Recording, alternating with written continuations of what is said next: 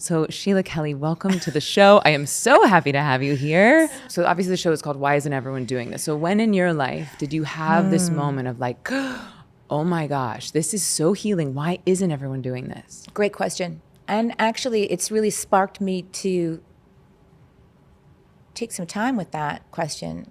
I would say I'm feeling that right now at this juncture in the growth of and the evolution of the world and the development of the world. I'm feeling it right now about why isn't everybody inhabiting their erotic body 24/7? Why isn't everybody doing free, feminine, masculine movement, embodiment, dance, whatever you want to call it? Why is that still a huge hurdle for people to get over? So that's always a big question in my sphere. Mm-hmm. So I want to get into that because I mean, I'm sure there's a million reasons, but why would anyone want to in the first place? Like, what are the benefits? Well, first of all, what is erotic embodiment? Like, how do you define eroticism? I literally want to go like, let's do a vocab lesson. How do you define eroticism? Yeah. How do you define embodiment? And then why would anyone want to do those things? Okay. I'm going to take it really, like, I want to go back to All right. basics. So eroticism is not about my relationship to another. Mm-hmm. It's not about my relationship, my man or a partner. It's about my life force energy moving through my body. Mm-hmm. Eroticism is full life force energy moving through the body. Erotic is the body swelling and growing, moving and reaching, literally reaching out with that swelling to be alive in the world and ultimately meet with another body. But it has to start within self. It has to start with each and every single body. And embodiment is full turn on from every single cell of your body vibrating in aliveness, enlivened, lust-filled, emotional. It's a body that is just turned on to life. Yes. And so they go hand in hand because what we shut down globally, we shut down the feminine, eroticism, emotions, sensuality. We shame that. And so in all of us, because we all have masculine, feminine energy, right? Yep. But those more esoteric geniuses of the feminine, they are shut down. And that, to me, is a crime against human nature. Imagine a world where everybody is feminine and is turned on, where women are free. And safe. And safe and free and safe and adored and cherished, elevated, worshipped. Imagine that. Let's really imagine that. Like, honestly, if you're listening to this, just like take a moment, close your eyes and imagine a world where people's masculinity and femininity are both revered, to where we all have the ability to access this polarity, this magnetism, this charge inside of us, in a world where people truly felt safe in their bodies, that sexuality was not predatory, so that we could feel expressed. And just imagine that level of aliveness, that level of play and fun that we could bring to everything if we weren't all so terrified and traumatized about one of the most creative forces. The beautiful thing is we're all going to have a different version of what that reality looks like. But truly, I invite people to just take a moment, instead of worshiping our worries, instead of worshiping the world that we're afraid of living in, can we just for a moment collectively picture this? So for you, when you started to embody this, like, what changed for you? What changed in your body? Everything. Walk us through. So like, who were you before Girl, your erotic embodiment? Who were you after? I was 35% of myself, Whoa. if that. And I would venture to say that most people walking around the world, especially women, are just a percentage of their full potential. That feels very true for me. Like, I just went through a massive life change, pandemic, divorce, Kundalini awakening, met Layla Martin, Regina, I've got a cosmic lover. Yeah. So like, I had this real embodiment, and I feel actually more myself. Yeah.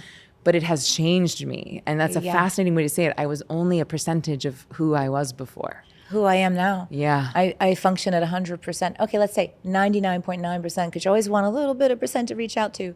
I function in a much higher level of embodiment, because to me, the body she's the stone you throw into the pond of life. when she just ripples everything out in your life. So if you are only a part of yourself, your ripples are not going to be as big as they will be when you are fully embodied and fully embracing all the aspects of you. Yeah, like the event horizon gets bigger. What you're able to do in the world gets bigger when you're fully turned on, plugged in. Yep. So give us a little window in. I know you are an actress. You've been in movies and TV shows, and that was actually part of the way that you got to creating S Factor. It was like you were training to be a pole dancer in a movie. Is that right? Okay. Well, I started. In fairness, I was a dance major at NYU, New York University. So I love embodiment. I love everything about movement and dance. That's just who I am. I'm an animal watcher.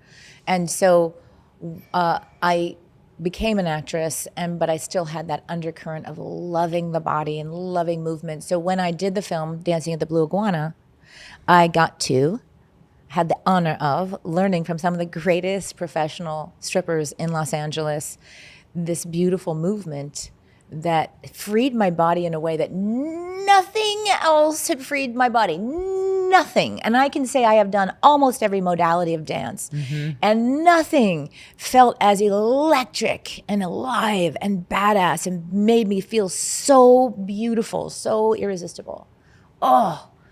So wow, to feel irresistible. That's like, how many people say I feel irresistible? I don't know that I've ever heard anyone say that. No, no, I don't either. I don't either. And I was with my man. I was with him, and we had a kid, and I felt depleted, and I felt tense and stuck, and then this role came, and I said, "Oh, okay, I got to go to find out how to do this movement," which is totally alien to me because ballet and everything is pretty straight. And so when I went, I remember the day. I remember it was like the fifth lesson, and I was with a professional stripper named was it Devon, and she screamed at me from across the club, because I was in a club learning on, I think it was Hollywood Boulevard, and she screamed, "Stick your hip out!" And I said, "My hip is out." She goes, "No, stick it out more." We started a screaming match because I was like, I couldn't get my hip any further out than it was. But when she finally was like so pissed off at me, like, "It's not out at all." And I just said, "Oh," and I pushed my hip out in pleasure. And all of a sudden, my hip went out about 2 more inches, which is a lot.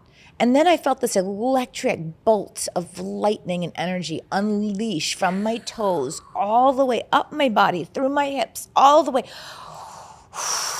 Took my breath away. And it, as you can see right now, I don't know if you can see it, but I'm arching my body. I am too. I feel it. Because that electricity had been shut off. There was an off switch that had been here in my hips and my pelvis that turned the fuck on, like boom. And it just was like, oh my God, is this what being alive feels like? This is incredible. But everything changed in my life. I became a better mother to my son. I became a better person to my mate. I became a better friend. I became a better everything.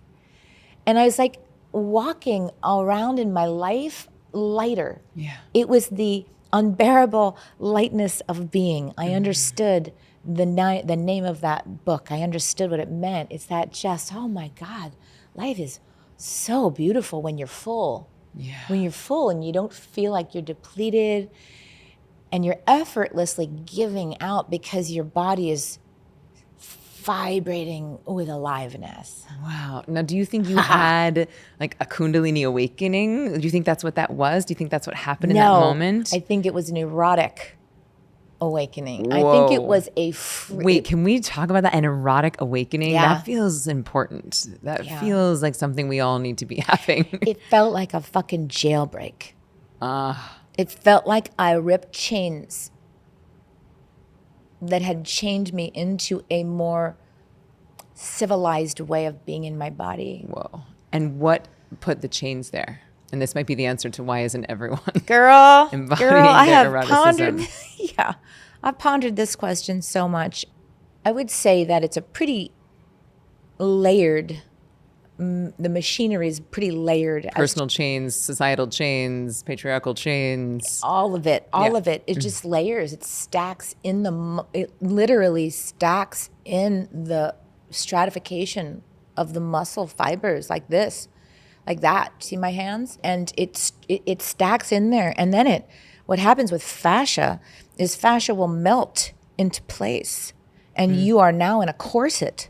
You are now basically in a prison of the shape of what society wants your body to be. And what I did that day is I pushed and I released fascial scarification in my hips.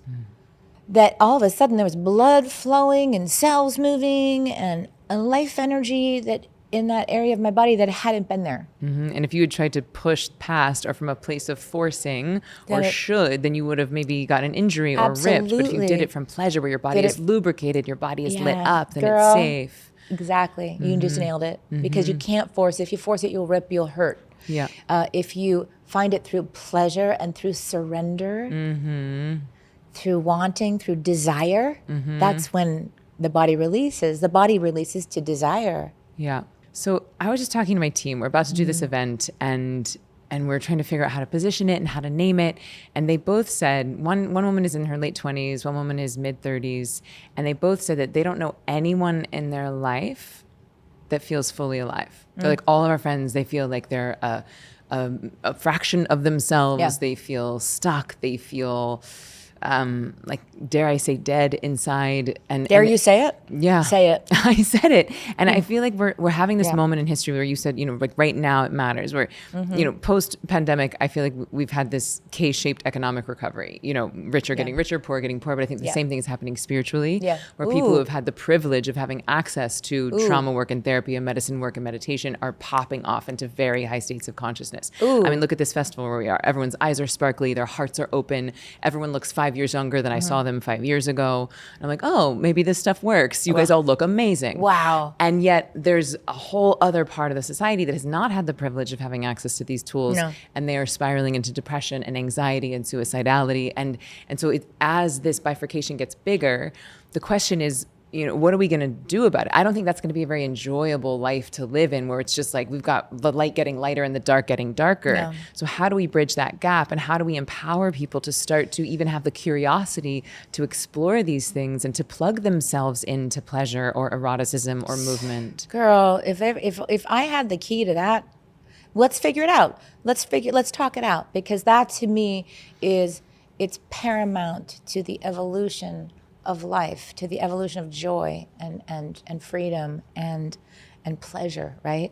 So you said the word privilege that we have. I do actually think that I think that privilege might be, it's an interesting word, but because if I handed this for free out to the world, the world is still frightened of it. 100%. So I don't just mean like economic privilege or racial privilege. I mean like truly like the cosmic good fortune to have been born in a body and a family and had a set of, because we all have our own set of traumas. Yes, we do. Right? That just like whatever your collection of traumas that you got made it palatable for you even to want to feel your feelings or wake up or meditate or sit with any of it. Yeah. So it's not even about accessibility per se. I'm saying that's a good point. Like, how do we even get people curious on this stuff? Oh, that's a really great, thank you for that. Because to me, there's a chasm. It's like a chasm with a raging river between being awake to all of this good, deep, soulful, embodied spiritual growth. And then there's where I was over here, frozen. And there's really some rickety bridges, but there's really not a lot of easy, you can't really easily cross. It's not a ferry. It's not like a free ferry. Let's build the free, sexy, erotic ferry. Get us from the shutdown to erotically awake. The fear. What's the fear? It's emotional, personal fear because of all of the things we've been told all of our lives about what you do and what I do. Although I believe the beautiful work you do is more accessible. That's my goal. Right? And you're making this more accessible. I think that we need more voices like yours and mine. We need more voices that can make this normal and okay and fun and not scary and not dark and not like forbidden or taboo. It's like normal. It's normal to have curves. It's normal to move your hips. It's normal to cry. It's normal to be pissed off and rage for a minute to get it out. It's good, right? And I think that's the key. We need more of us. Yes, more. We need more of you. Yes. And so this feels big. So it feels like a similar level of repression. Like we can talk obviously about eroticism and sexuality. That's not in some ways obvious, but in some ways even so hiding in plain sight that we can't even see the ways that we're sexually repressed. Yeah. But let's go there in a second. I first want to talk about emotions, because simply feeling our feelings, like the deeper I go in this work, the more I'm like, oh, this is the key. Like, wait, why isn't everyone feeling their feelings? Hello? Like, could we just have a good cry? And yet I look at, because I'm a mom now, like, shh, don't cry, don't feel, have an iPad, have a toy, have a snack, have some sugar, but don't feel, because I don't know how to regulate my own nervous system. So your feelings are making me feel uncomfortable, so good. Which is very much a repression of the feminine, right? The oppression of the feeling your feelings. So why do you think we're all so terrified to feel? That's that to me also goes back to the layered, what we were talking about before. It's personal, it's familial, it's ancestral, it's patriarchal. And how would you define patriarchy? Because I don't want people to think like that if we tried to demolish patriarchy, that it's somehow anti-man. So I'm just curious your definition of patriarchy. I worship at the altar of the penis. So I love masculine energy. I love masculine energy in all forms and shapes and ways. So it's not, to me, patriarchy and matriarchal are both, they're beautiful when they are functioning together in a healthy give and take relationship. Right now, there is not a matriarchal component to our society, right? There's not a lot of feminine energy. So the way I describe patriarchy is, I talk about the 5 masculine geniuses and the 5 feminine geniuses. And a culture that worships and elevates both the masculine and the feminine, to me, is extremely healthy, balanced, ebullient society. A society that worships one over the other and degrades the other, that's an unhealthy society. So I believe the masculine qualities that are biological and innate to us are the qualities that we globally value higher than the feminine. And I know that we shut the feminine down, we castigate the feminine. And so what are those qualities? What do you define as masculine and feminine? Well, so feminine to me is curve of movement. Masculine is linear movement. Okay. The second genius is sensuality, and masculine is muscular strength. The third is emotability, the feminine's ability to emote, and the masculine is rationality. And then we have connection. Interdependence is feminine, independence is masculine, and then we have intuition is feminine, and logic is masculine. And so if you think about these 10 qualities, then think about which of these do we in a society elevate? I mean, certainly it has been more the masculine, and it feels like we might be on the precipice of starting to move into the age of truly the divine feminine. And I'm watching these generations, like people in their 20s, people in their teens, even like, kids on the playground, like the way that they relate to their emotions, and the way that, I built a whole business on framing meditation as a productivity tool. I took meditation and wrote a book called Stress Less, Accomplish More. It couldn't be any more masculine.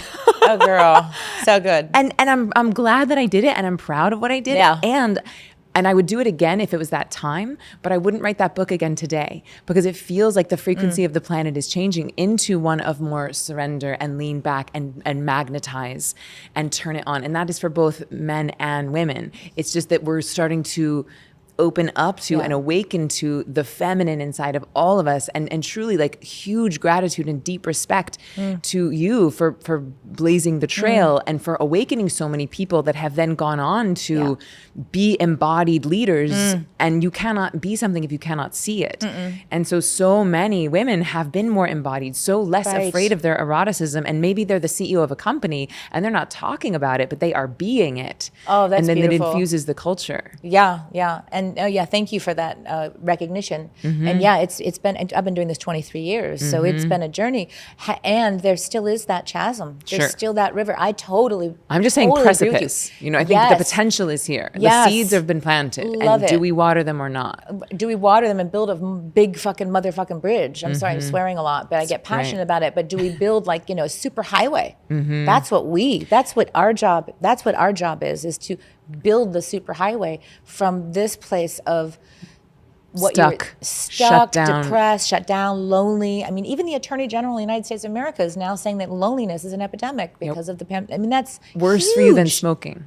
It's a huge recognition of a masculine culture to recognize something like mental health and loneliness and depression. It's, to me, that's a step. Yeah. Yes, I do feel the plates of the planet shifting. I do feel the light of the feminine coming, and I do know that this river still exists, this chasm of passing over, coming over into waking up to sexuality, waking up to erotic, waking up to embodiment, waking up to your heart, expressing your heart.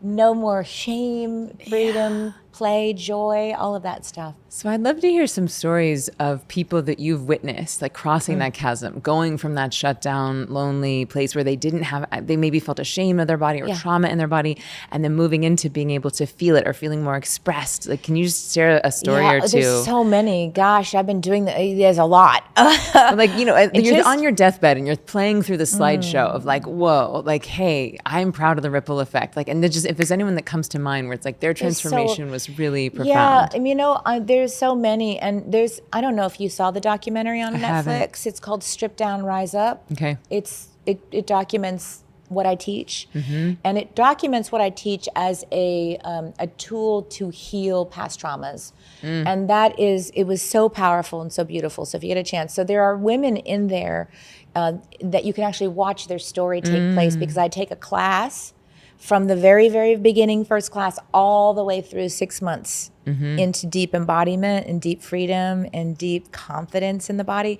So that pops into my mind. There's one woman who was a young gymnast, and she was on the Olympic team, and she was a patient of Larry Nassar. And Larry Nassar was the Olympic gymnast doctor who is now in prison for abusing a lot of young girls, and she was one of them.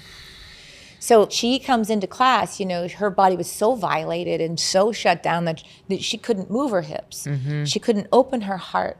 She couldn't trust, and she couldn't feel herself fully alive. And this is a world-class athlete, right? Wow. Through the course of that 6 months, you're going to watch this beautiful young woman just melt into her beauty, melt into her sexuality and with no shame. I love that your shirt just fell off your shoulder. You just melted into your sexuality. And there's a scene, this final scene where she does a dance. I have women, just learn embodiment, learn the movement in their own body, and then do their own dance. And she's finished the dance, and she goes, "I am sexy." Oh my God, I thought I was gonna die. It was so sweet. So sweet. There was a woman who, way early on, I didn't know that she had cancer and that she was going through chemo, but she always wore a wig. And I teach a peel-off strip where you peel your shirt off over her head. And she kept not wanting to do it. And she had all this shame about having this illness in her body and being, going through chemo, not having hair. And I didn't realize it until she took me aside and said, I'm wearing a wig and I don't feel comfortable peeling the top off because my wig will come off. Wow. So I went and ran into the house and I got Richard's button-down shirt. And we put her shirt on. And then she's doing hip circles and she's unbuttoning her shirt. And tears are streaming down my face, tears are streaming down her face. Wow. It was like such a beautiful moment. And she peeled off her shirt and, exposed her scars. And she had the biggest smile on her face. She was ecstatic. It was so beautiful. That kind of, you cannot think your way through, you can't talk your way through that kind of freedom and transformation. It was so beautiful. Yeah. I just thank you for doing this work. I could go on and on, by the way. Yeah, I could sure. just go on and now I want to watch the documentary. Ah, it's so gorgeous. But this, what you just said, like we can't think our way through our feelings. We have to actually feel them. And so this feels like such a beautiful technology that you've created for people to get into their bodies and feel their feelings. Because again and again, I just spent 5 days in a cave in the dark by myself on a full darkness retreat, like total isolation. And at the end of it, I was just left with like, I could just see the enormity of my pain. And I was like, my pain is not bigger or smaller or more special or less special than anyone else's. Yeah. But what I'm left with is, how am I going to make the space and time to feel it? Like it needs to be felt, and it's not helping me get to where I want to go. So it feels like this feels like such a pleasurable, fun, community building, healing way for you to feel your feelings. And then I believe, Layla says this, that trauma witnessed in community can be transmuted. 100%. And so when you're and you don't even need to know the story, I imagine, when you're watching people move it through their body. You do not need the story. I'm so deeply committed to that, because the body is a genius. The body is brilliant. We're all looking for the answers out here. We're looking for an icon to follow or an oracle, and the oracle is you. You are the oracle. You have the answers within this being that we have the honor of living in this lifetime. Oof. So that feels very like the hero's journey, right? The Iliad, the Odyssey. It's like, what are you going and doing in the world? That's the masculine. But the feminine journey, the heroine's journey is internal, right? It's this like quote unquote underworld, but it's not dark or hell. No. It's inside of our bodies. I was just thinking, sometimes I've been doing like, I talk about plugging your head, your heart, and your hoo-ha directly into God. And I've been doing that upwards. Like if I'm on stage, I'm like, plug your head, heart, and hoo-ha directly into God. And I was like, wait, why am I doing that? And just this morning, I was like, oh, plug into God. Yes. Like, what if tonight I just have people put their hands on their hoo-has and say, plugging into the divine inside of you. Yeah. And remembering, reclaiming that. Yes. Yeah. Awakening. Stirrings, little stirrings of awakening. That's what you're gifting the world with, this new modality you're doing. And so what's your magic wand for where you're headed, for where the species is headed? Like, where do you want to see S Factor go? Where do you want the ripple effect of this work to go next? Oh, wow. I want every single human being on the planet to taste the sweet nectar of their feminine and erotic and emotional body. So that to me sounds like not just women. That Anybody, sounds like people of all genders. Everything and everybody, everyone on the planet, every creature has masculine and feminine qualities.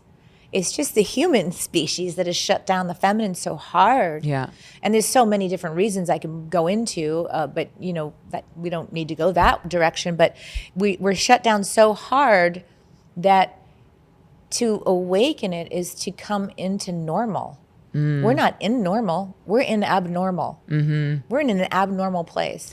Yeah, I think Lynn Twist talks about it. If the masculine and feminine are imbalanced, it's like a bird that's flying with one wing. Yeah. And so like if the masculine is so hyper-developed, it's like, and then the feminine is not developed, then we're just flying in circles. We can't fly where we want to go. I love that. Who said because that? Lynn Twist. Love that. Yeah. It's true. Yeah. We're in an abnormal state of being. And I study a lot of what I do. It's very, very body oriented. I'm a body geek. I'm a freak of nature. I love weird text on science of the body and biology and neurology of masculine, feminine energy. And so when we talk about the body, a lot of the work I do is with I watch animals. I will watch National Geographic till the cows come home. I love to watch animals in the wild, free, unshamed. And there is a balance of masculine, feminine energy in all animals. I own horses. I horse whisper. I work with bodies. And that's what I do with women and anyone that wants to come and learn, is I like to work with their bodies in the beautiful primal state without the neocortex getting in the way. And so can you see in someone's body where they're holding trauma? Usually. Usually, yes. I can see the body to an eye that's looking, the body is speaking constantly and usually very loudly. And we have been trained to ignore it. So there are times when a body is like, I'm so unhappy, I'm so unhappy, I'm so unhappy. And it's coming in on itself, right? There's times when a body is saying, I have to be strong, I have to be strong, I have to. There's all kinds of different little idiosyncratic muscular movements and twitches and impulses that I'm constantly watching. And it's the same as when I'm working with my horse. I can tell when Mick is his name, I can tell just by little flinches of his skin, what he's thinking, what he's wanting. He watches me and we body talk. Our bodies speak. He doesn't listen to the words I say, but it's monumental. I can't even tell you how enormous it is when you free the body to be able to be heard again. And then you actually begin to hear your body and other people's bodies. It's truly that moment I think we're all seeking and looking for of human evolution, of like people think it's a psychic thing. It is a psychic thing based in the body. I feel like dance has always been, we have this in common. I've been dancing since I was 8. I was a musical theater major, danced on Broadway. And for me, dancing is one of the closest ways to the divine. Like I feel like a channel. I feel like nature moves through me and it makes me feel so at home.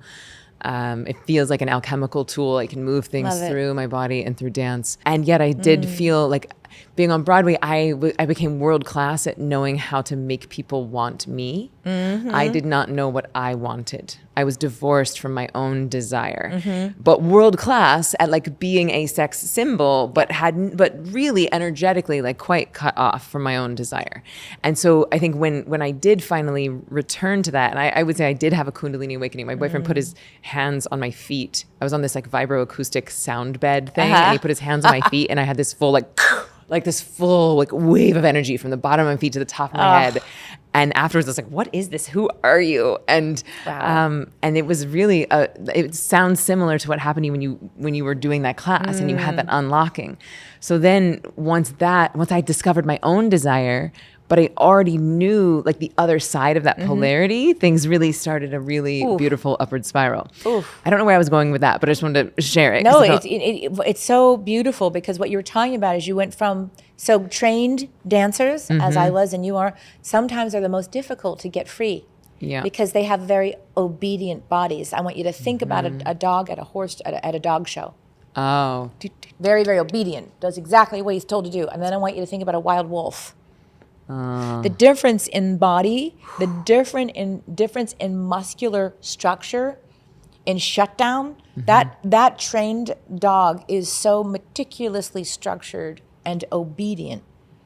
That dog is not moving toward what that dog wants.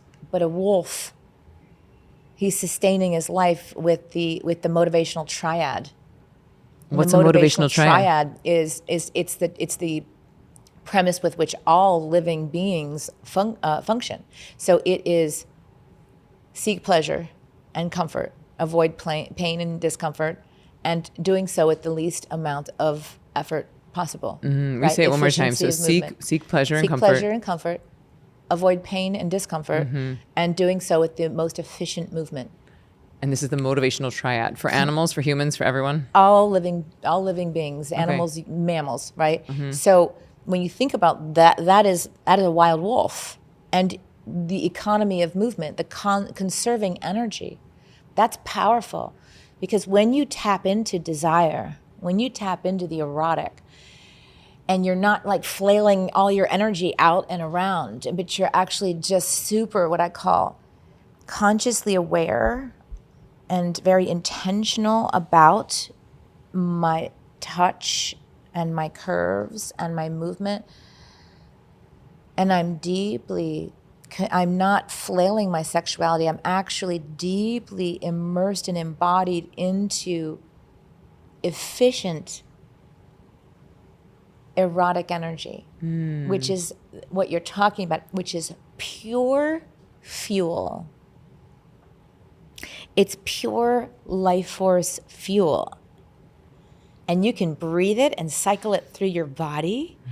You don't have to dissipate it. You don't have to flail it. You don't have to. It's so powerful. So I love the motivational triad. Yeah, so that life force, because that's very much like what this whole body of work that I'm birthing is built on, that you could use this, what I'm calling creation energy, but really it's Eros, it's life force, it's the thing that makes us all alive, that you have the ability to turn up and down that dial and then direct it where you want. So I'm curious, like, what's been your experience of using this erotic embodiment or using your creation energy to, dare I say, get what you want? And I don't mean selfishly, I mean, like, your desires are divinely inspired. Everything you know about S Factor is built from my erotic body, my emotionally alive erotic body. So let's just highlight that. So you've built this beautiful movement, this empire in a very taboo industry, getting tens of thousands, hundreds of thousands of people stepping into their erotic energy despite their trauma and fear. And you said that you built that on your erotic embodiment. 100%. Can you say more?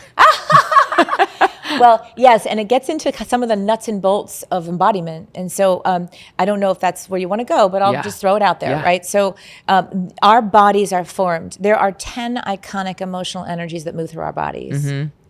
We have thousands and thousands of words for emotions. That you can distill all of those emotions into 10 bodily emotional impacts, right? Okay. There's 5 light emotional energies that shape your body and move through your body, and there's 5 dark that shape your body and move through your body, right? So some of it is inherited. Some of it is ancestral bodies that we pick up from our grandmothers and our grandfathers and our mothers, right? Some of it is just behavioral. It's life. It's how life has affected me. What shape am I in? If I'm constantly being hit on the left side of my body, I'm going to eventually shut down and cringe into, and this is me walking through my world. I'm hyper exaggerating so you can feel the shape of my body. This feels normal to me if I've had a lot of trauma over here. Right, so if someone's hitting you on your left shoulder is raised and That's you're protecting. Right. Exactly. So when the body shapes itself, you find that these 10 emotional energies emotions, again, they're also biological tools of survival. All of them are necessary for evolution. All 10, light and dark. We've shut down the dark side so hard. You know, in the dark are shame, sadness, fear, rage, and disgust, right? We've shut those down. Don't feel those, because then I'll have failed. They're unacceptable. Right. Because my job is to, in a patriarchy, my job as a male identifying creature is to make sure everyone's good and happy. So if you're sad and you're fear, then I've failed. And so you can't have that. My job is to fix it. You're not fixed. I have failed. I have failed. Yeah. Instead of they embracing their own feminine and seeing someone in pain and allowing the pain and holding space for the pain or the fear or whatever, right? We have shut it down, right? So in shutting it down, sometimes we shape our body around it. Tell me if I'm getting too technical here. No, I'm here for it. So as you take the S Factor journey with me or an S Factor teacher, you begin to understand what erotic energy, what body shape, what iconic emotional energy is healthy in your body and what is unhealthy. What was unhealthy in my body was what I call the dangerous challenger. The dangerous challenger, doesn't matter what sex or gender, in your body is anger and rage. So I had been told all my life to hold it in. So emotion doesn't go away because you tell it to go away. Just one more time for the people in the back. Emotion doesn't go away. Emotion doesn't go away because you pull it back. What happens is you pull it back, and the muscles that you use to pull it back, and you pull it again back, and you keep, that's a muscle, is that your body will shape into this contracted pullback. And that emotion will find another way. For me, and this is me getting super naked with you, for me, I turned that rage in on myself. And I was a cutter, and I was bulimic, and I was anorexic, and I wanted to do anything I could to hurt the body I'm in. And that was unhealthy rage in my own body. So when I found S Factor, and I found, and you can see my erotic creature come to life in the film Dancing of the Blue Iguana, I found rage in the healthiest way possible. I found it coming out. And then I realized that it could come out and be constructive. I could build shit with this erotic rage. Ooh, erotic rage. Erotic rage, yes. And so I built this company. Yes, ma'am. And I built like what was a good marriage into a fucking phenomenal marriage. We've been together 33 years, so madly, lustfully in love with this man because of all the health I'm feeding into my body through this practice.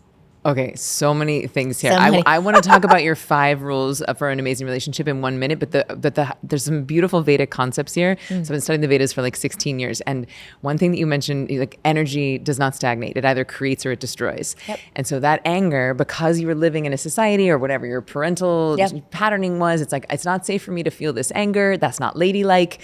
So that anger went in on yourself. You were destroying your own body. That's right. Cutting bulimia, and then it was through finding this erotic rage that you not only healed yourself, but then built this beautiful movement and empire, changed your whole relationship. So beautiful. And the thing I want to highlight for folks is that even if you're never gonna, like, even I know there's some people listening that's like, I'm never in a million years gonna do erotic dancing. I'm never taking an S Factor class.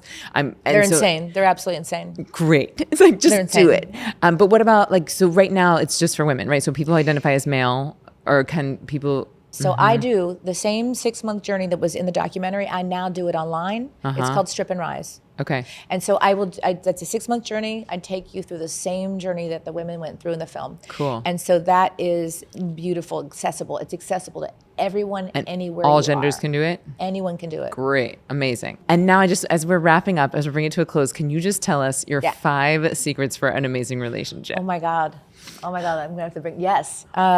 Number 1 is you do you. Mm-hmm. And I think that's self-explanatory. Okay. To me, you do you it's for me, it was S Factor. Mm-hmm. S Factor changed my life and continues to change and enhance my life in a profound, like, just, I can't even quite say, the words don't say it, but on such a deep, I'm so devoted to the movement. Yeah. It doesn't come from a place of like, oh, this is a great business, I'm gonna make money doing this, I'm gonna stop my acting career. It's because I had such a profound healing and release and awakening that I just want every human on the planet to feel that. Yeah, so you're doing you feel satiated, you feel on mission. Okay. You do you. Yeah, great. Because then when you do you as the feminine, you begin to, and if you identify as feminine, it's even more powerful for you. This is a longer journey. And it creates abundance, and it creates this cup that runneth over of just light and radiance and energy. And great. So you can nourish and feed the relationship. Exactly. It's not like, ugh, I gotta cook the kids' dinner again. I gotta do this. I gotta clean up. It's like, I get to do this. I get to do that, because you have so much energy. You can't pour from an empty cup, so you're filling yourself up with your own erotic aliveness, and that fills into everything else. Okay, number 2. 2 is, I call it the 40% rule. If you're in a partnership, a romantic partnership, only ever think that you're gonna get 40% of your needs met by that one person. Preach it. Got it. Number 3. Crown him. Crown them. King okay. him. King him or her. Okay. Worship them. A coronation. Understand. The 4th one is understand their erotic creature. Understand who you're in love with, who you're in lust with. Understand them and honor that. Honor who they are. Don't try and change them into your best girlfriend. If that was a profound movement for me and Richard, because I was trying to get him to go shopping with me and do this with me and do that, and that's just not his jam. Yeah. And so I was dishonoring this magnificent masculine creature by wanting him to girl up with me. Mm-hmm. He did not want any part of that, but when I'm able to worship the masculine he is, he grows. Yeah. And as you grow, he grows. Beautiful. Yeah. That feels really important and like very good medicine for me right now. Well, I am so outrageously grateful to have you on the show. Thank you for your lifetime of dedication to this work. Thank you for embodying this work. I'm so excited to get to experience it here. Yeah. Is there anything else you want to share with people, or where can people find you? Oh, find me on Instagram, Sheila Kelley S, or S Factor. Follow both of the accounts. They're both great. And come to my website. And so it's sfactor.com? Yeah. Okay. And then the name of the documentary one more time. Strip Down, Rise Up. Strip Down, Rise Up. On Netflix. It's so good. Yeah.